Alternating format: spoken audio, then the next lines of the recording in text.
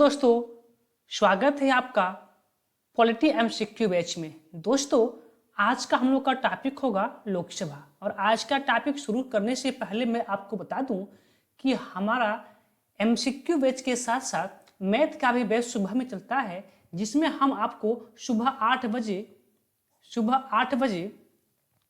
हम लोग का बैच चल रहा है। उसमें 8 बजे वाले में एनटीपीसी प्रीवियस ईयर क्वेश्चन का NTPC previous year question NTPC 2024 के लिए जो ग्रेजुएशन लेवल की भर्ती आ चुकी है और उसका फॉर्म भी फिलअप हो रहा है, तो उसमें बिल्कुल टॉपिक वाइज और अच्छे से विश्लेषण के साथ हम लोग इसकी शुरुआत किए हैं, जिसमें आपका अभी तक 9 क्लास हो चुके हैं। ठीक है, तो अगर आप भी एनटीपीसी की तैयारी करना चाहते हैं तो आप हमारे चैनल के माध्यम से अपनी तैयारी को बेहतर कर सकते हैं। तो चलिए, और इसी के अगले क्रम में जो आपका बैच हम लेके आने वाले हैं वो जीके जीएस का है, और ये भी जीके से मोस्ट इंपॉर्टेंट सिलेक्टेड क्वेश्चन होंगे जो पिछले एनटीपीसी के एग्जाम में पूछे गए हैं। पूरा का पूरा प्रीवियस ईयर होगा और उसी के आधार पर कुछ नए प्रश्नों का भी संग्रह करने का हमने प्रयास किया है। तो आप इन दोनों बैच से बिल्कुल चूकिएगा नहीं यदि आप एनटीपीसी की तैयारी करना चाहते हैं और वो भी एक सीट अपना पक्का करना चाहते हैं तो। और अगला जो मैं आपको बताने चाहता हूं, ये हमारा मैथ फाउंडेशन बैच है। अगर आप किसी भी एग्जाम की तैयारी करते हैं, किसी भी एग्जाम की, चाहे वो ग्रुप डी से लेके एसएससी सीजीएल तक के सभी एग्जाम के लिए यह एक कॉमन बैच हमने लेके आया है और इससे बाहर प्रश्न बनने की बिल्कुल उम्मीद नहीं है। तो आप इस बैच से जुड़ सकते हैं और फ्री में, एकदम फ्री में, जिसके लिए आप 2000-4000 रुपये पे करना पड़ता है, वो सारे बैच हमने आपके लिए फ्री में लेके आया है। तो आप इस बैच के माध्यम से भी आप हमारे साथ जुड़ सकते हैं। तो चलिए अब आज की क्लास की शुरुआत करते हैं और आज का पहला प्रश्न आपके सामने है। प्रश्न कह रहा है कि लोकसभा में राज्यों के कुल कितने सदस्यों की संख्या होती है। लोकसभा में राज्यों से कुल सदस्यों की संख्या कितनी होती है। तो जो राज्यसभा में सदस्यों की जो राज्यों से, देखिएगा यूटी से नहीं पूछा है, यूटी, मेरी बात समझिएगा, यूटी नहीं पूछा है, तो केवल राज्य से पूछा है। राज्य से संख्या होती है 530। राज्यों से लोकसभा में 530 सदस्य आते हैं, जबकि यूटी से, केंद्र शासित प्रदेश से 20 सदस्य आते हैं। ये दोनों बात आप ध्यान में रखेंगे। अगला प्रश्न आपके सामने है। प्रश्न कह रहा है कि संविधान के किस अनुच्छेद के अंतर्गत लोकसभा के बारे में उल्लेख है। आपको याद होगा एक ट्रिक हमने आपको लिखवाया था सरला, संसद 79, राज्यसभा 80, लोकसभा 81। तो कहाँ पे सही है आपका? ऑप्शन नंबर बी पे सही है, तो ऑप्शन नंबर बी आपका सही उत्तर होगा। अगला प्रश्न देखिएगा, अगला प्रश्न आपके सामने है।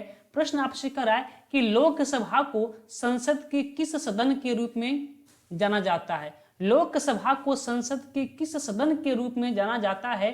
तो आपसे सीधा सीधा ये पूछना चाहता है, एक मिनट, क्या प्रश्न कह रहा है आपका?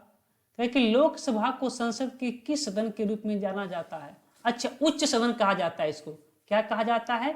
उच्च सदन कहा जाता है। ऑप्शन नंबर बी आपका सही उत्तर होगा। अगला प्रश्न आपके सामने है। प्रश्न का है कि भारतीय संविधान में निर्धारित किए गए लोकसभा के सदस्यों की अधिकतम संख्या कितनी हो सकती है। कितनी हो सकती है लोकसभा सदस्यों की संख्या? वैसे तो ओवरऑल देखा जाए तो प्रेजेंट टाइम में कितने हो सकते हैं?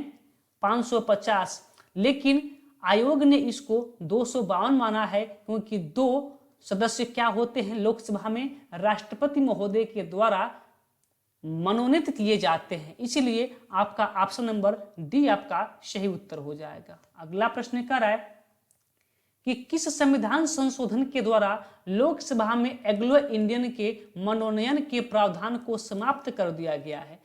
तो आपको पता होना चाहिए कि 104वें संविधान संशोधन द्वारा जो लोकसभा में एंग्लो इंडियन के 2 सदस्य चुने जाते थे, उनको अब क्या कर दिया गया है? समाप्त कर दिया गया है। अगला प्रश्न करा है कि लोकसभा में अधिकतम कितने सदस्य केंद्र शासित प्रदेशों से निर्वाचित हो सकते हैं? अभी हमने आपको बताया कि राज्यों से कितने हो सकते हैं 530, और यूटी से कितने होते हैं 20, और मनोनीत कितने होते थे, होते हैं नहीं, होते थे 2, टोटल मिला के कितने हो गए 552। तो राज्य से 530 और यूटी से कितने 20, तो ऑप्शन नंबर सी आपका सही होगा। अगला प्रश्न कर रहा है कि लोकसभा के सदस्यों की अवधि कितनी होती है, यानी कि लोकसभा के जो सदस्य होते हैं उनका कार्यकाल कितने वर्ष का होता है, तो उनका कार्यकाल होता है 5 वर्ष का। वहीं राज्यसभा के सदस्यों का जो कार्यकाल होता है वह 6 वर्ष का होता है, ये बात आप भूलेंगे नहीं।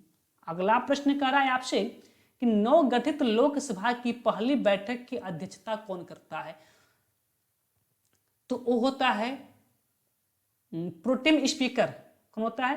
Pro tem speaker. प्रोटेम स्पीकर करता है, कार्यवाहक अध्यक्ष, या फिर अध्यक्ष कह सकते हैं उसको, ठीक है। ऑप्शन नंबर डी अध्यक्ष कह सकते हैं। अगला प्रश्न आपसे करा है कि इनमें से पॉपुलर चैम्बर किसे कहा जाता है? पॉपुलर चैम्बर किसे कहा जाता है, तो पॉपुलर चैम्बर कहा जाता है किसे? राज्यसभा को कहते हैं ना। ये प्रश्न राज्यसभा का है, फिर यहां कैसे आ गया? एक मिनट, नहीं ठीक है, लोकसभा कहते हैं, लोकसभा का, हाँ, जनता का सदन लोकसभा को कहते हैं। Option number C. पहला प्रश्न, इसको प्रश्न नंबर 8 को थोड़ा सा करेक्ट कर लीजिएगा। मेरे अनुसार कार्यवाहक अध्यक्ष ऐसा स्पष्ट हो रहा है, ठीक है। इस प्रश्न को डाउट में रखते हैं, ठीक है, फिलहाल इस प्रश्न को डाउट में रखते हैं, ठीक। चलिए अगला प्रश्न तो हो गया पॉपुलर चैम्बर। प्रश्न नंबर 10 का आपसे कि लोकसभा में अनुसूचित जाति के लिए आरक्षित स्थानों की संख्या कितनी है, यानी कि 550 में से 552 तो पहले होते थे, किंतु 550 में से कितने सीटों पे अनुसूचित जाति के लोग चुनाव लड़ते हैं, तो कितना आरक्षित किया गया है? 84। अनुसूचित जाति के लिए 84 सीटों का प्रावधान किया गया है हमारे संविधान में। अगला प्रश्न कराए कि लोकसभा में मंत्रिपरिषद के विरुद्ध अविश्वास प्रस्ताव लाने हेतु न्यूनतम सदस्य संख्या कितनी है? जो अविश्वास प्रस्ताव होता है वो हमेशा विपक्ष लेके आती है, और जब विपक्ष लेके आती है तो कितने सदस्यों की सहमति उस पर होनी चाहिए? तो उस पर कम से कम 50 सदस्यों की सहमति होनी चाहिए। ऑप्शन नंबर डी आपका सही उत्तर होगा। अगला प्रश्न कह रहा है आपसे कि मंत्रिपरिषद सामूहिक रूप से किसके प्रति उत्तरदायी होते हैं? तो जो मंत्रिपरिषद होते हैं, सबसे अधिक लोकसभा के ही जो सदस्य होते हैं वो मंत्री बनते हैं, इसीलिए जो मंत्रिपरिषद होता है सामूहिक रूप से लोकसभा के प्रति उत्तरदायी होता है। ऑप्शन नंबर ए आपका सही उत्तर है। अगला प्रश्न कराए कि लोकसभा अध्यक्ष का चुनाव किसके द्वारा किया जाता है? तो लोकसभा अध्यक्ष का जो चुनाव होता है वो किसके द्वारा किया जाता है? तो जो लोकसभा में बहुमत वाली पार्टी होती है ना, उसी सदस्यों में से किसी एक सदस्यों को चुन लिया जाता है। तो ऑप्शन नंबर सी आपका सही उत्तर होगा। एक मिनट, नहीं, केवल बहुमत के लिए नहीं, सभी सदस्यों के द्वारा, सभी सदस्यों के द्वारा। ऑप्शन नंबर बी आपका सही उत्तर होगा। अगला प्रश्न कर आपसे कि निम्नलिखित में से कौन तय करता है कि कोई विधेयक धन विधेयक है या नहीं? तो कोई धन विधेयक है या नहीं, यह तय करने की जो जिम्मेदारी होती है लोकसभा अध्यक्ष को होता है। ऑप्शन नंबर सी आपका सही उत्तर होगा। अगला प्रश्न कहे कि लोकसभा का सदस्य चुने जाने के लिए एक व्यक्ति को किस आयु से कम नहीं होना चाहिए, यानी कि उसकी आयु कितनी होनी चाहिए? यदि आप लोकसभा के सदस्य बनना चाहते हैं तो आपकी आयु कम से कम 25 वर्ष होनी चाहिए, राज्यसभा के 30 वर्ष होना चाहिए, और ग्राम पंचायत के लिए 21 वर्ष होना चाहिए, और मतदान देने के लिए 18 वर्ष होना चाहिए। अगला प्रश्न कर रहा है कि लोकसभा में राज्यों के किस आधार पर सीटों का आवंटन होता है? तो वह आवंटन होता है जनसंख्या के आधार पर। ऑप्शन नंबर ए आपका सही उत्तर होगा। अगला प्रश्न आपके सामने है, प्रश्न कर रहा है कि निम्नलिखित में से कौन लोकसभा के सत्रावसान करने के लिए प्राधिकृत है, यानी कि लोकसभा का सत्रावसान किसके द्वारा किया जाता है? तो सत्रावसान किया जाता है लोकसभा अध्यक्ष के द्वारा। लेकिन सत्र आहूत किसके द्वारा किया जाता है? वह किया जाता है राष्ट्रपति के द्वारा। ठीक है, चलिए अगला प्रश्न कह रहा है कि लोकसभा की गणपूर्ति संख्या कितनी है? लोकसभा की जो गणपूर्ति संख्या होती है वह होता है, यानी इसको कहा जाता है कोरम। अगर कोरम नाम देना तब भी आप कन्फ्यूजन नहीं होंगे, इसको गणपूर्ति कहें या फिर कोरम कहें। कितना होता है? 1/10 होता है। यानी कि अगर 550 यानी कि 550 हैं, इसी को कहते हैं 1/10 या फिर कह सकते हैं 10 पर। जितने सदस्य होंगे उनका 1/10। 300 सदस्य होंगे तो 1/10 यानी कि 30। अब इसी को प्रतिशत में भी आपको पूछ सकता है, तो प्रतिशत में भी याद रखेंगे 10%। अगला प्रश्न आपके सामने प्रश्न कह रहा है कि निम्न में से कौन अपने पद की शपथ नहीं लेता है? कौन ऐसा इसमें ऑप्शन है कि जो अपने पद की शपथ नहीं लेते हैं? ठीक है, तो आपका जो स्पीकर होते हैं अध्यक्ष, वह अपने पद की शपथ नहीं लेते हैं, वह लोकसभा के अध्यक्ष होते हैं। तो लोकसभा के सदस्य होने के नाते ही शपथ लेते हैं, स्पीकर होने के नाते सदस्य नहीं लेते हैं। अगला प्रश्न करा है कि लोकसभा का अध्यक्ष अपना त्याग पत्र संबोधित करते हैं। तो लोकसभा अध्यक्ष अपना त्याग पत्र, लोकसभा के अध्यक्ष अपना त्याग पत्र लोकसभा उपाध्यक्ष को देते हैं और लोकसभा उपाध्यक्ष अपना त्याग पत्र लोकसभा अध्यक्ष को देते हैं। ठीक है, चलिए अगला प्रश्न करा है कि लोकसभा के अध्यक्ष को हटाया जा सकता है। लोकसभा अध्यक्ष को हम कैसे हटा सकते हैं? तो लोकसभा के कुल सदस्यों की बहुमत द्वारा पारित प्रस्ताव से। हाँ, आप पहला ही ऑप्शन आपका सही है कि लोकसभा के कुल सदस्यों के बहुमत द्वारा पारित प्रस्ताव से। अगला प्रश्न करा है कि प्रोटेम स्पीकर समातः किसे नियुक्त किया जाता है? प्रोटेम स्पीकर किसे नियुक्त किया जाता है?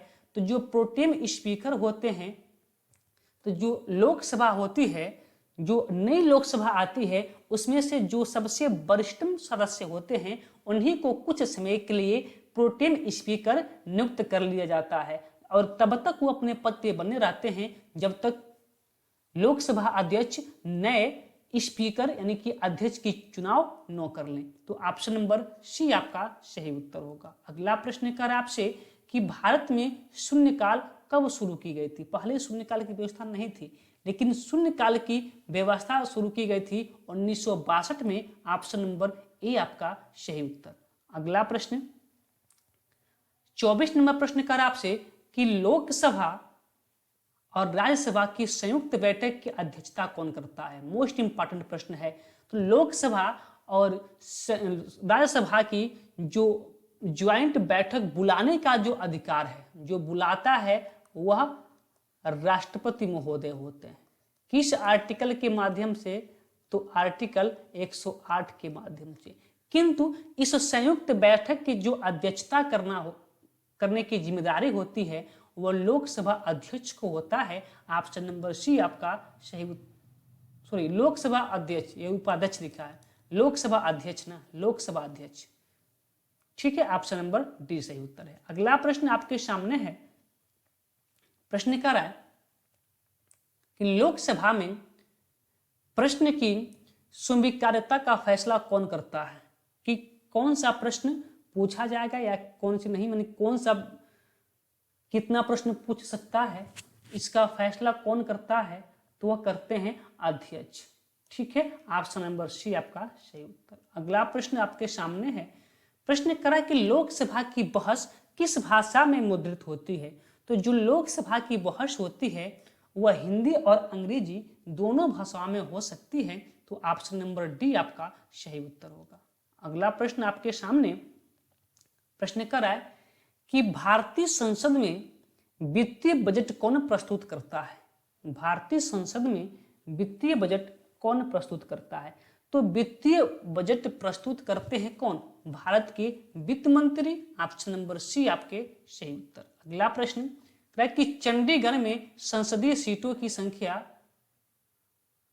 चंडीगढ़ की संसदीय सीटों की संख्या लोकसभा में कितनी है? ये तो प्रश्न गलत है। चंडीगढ़ में नहीं, शायद एक होती है। ठीक है, एक बार देख लेंगे, एक होती है। ठीक है, चलिए गोवा की बात करते हैं कि गोवा में संसदीय सीटों की संख्या कितनी है। गोवा में संसदीय सीटों की संख्या कितनी है गोवा में? हाँ, उसका चंडीगढ़ सही है। ठीक है, चंडीगढ़ सही है, चंडीगढ़ में एक ही होता है। अब गोवा में कितने होते हैं? गोवा में 2 होते हैं, गोवा में 2। अब ये प्रश्न रखने का मेन सारांश यही है कि आपको सारे राज्य और सारे यूटी का पता होना चाहिए कि कितना राज्य, किस राज्य में कितना लोकसभा के सीट हैं और कितनी राज्यसभा के सीट हैं, सब आपको याद होना चाहिए। हमने मात्र 2 ही प्रश्न रखा है, किंतु आपको सभी राज्यों और सभी यूटी का पता होना चाहिए। ठीक है, अगला प्रश्न कर रहा है कि लोकसभा या विधानसभा का एक उम्मीदवार अपनी जमानत की राशि खो देगा अगर उसे कुल वैध मत का कितना प्रतिशत न प्राप्त हो तो यदि कोई भी लोकसभा या विधानसभा का जो उम्मीदवार होता है, चुनाव में यदि वह जितना भी मत पड़ा है अगर उसका 1/6 हिस्सा नहीं प्राप्त करता है तो उसे कहा जाता है जमानत जब्त होना, यानी कि जमानत जो राशि होता है उसे नहीं दिया जाएगा, उसकी जमानत क्या हो जाएगी? जब्त हो जाएगी। तो 1/6, कम से कम 1/6 हिस्सा आपको प्राप्त करना अनिवार्य होता है। अगला प्रश्न देखिए मात्र यही आपके 30 प्रश्न थे और 30 प्रश्न को हमने करवा रखा है। तो चलिए अभी मिलते हैं अपने इतिहास वाले MCQ बैच के साथ। तब तक के लिए आप सभी को तहे दिल से धन्यवाद।